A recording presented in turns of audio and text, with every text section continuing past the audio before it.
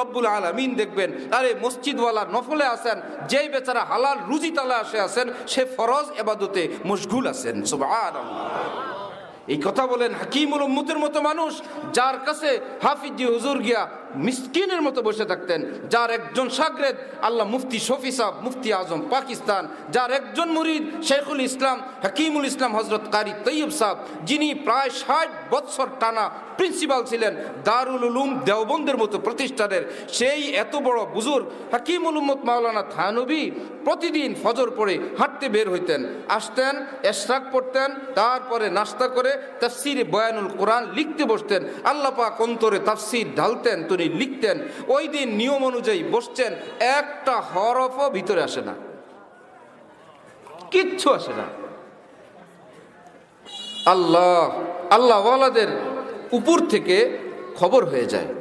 স্বর্ণ মাপার পাল্লা আর লাকড়ি মাপার পাল্লা দোনোটা দেখছেন না আশা করি আপনারা? দোনোটাই তো পাল্লা।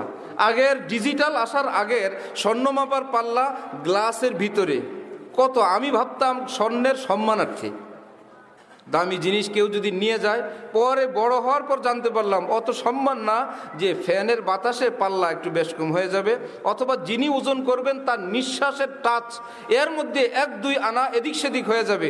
স্বর্ণ এমন জিনিস সেখানে এতটুকুনও গ্রহণযোগ্য না। আর লাকড়ি মাপার পাল্লা তুফানের মধ্যেও মাপে, 1-1.5 কেজি বেশ কম, অসুবিধা নেই।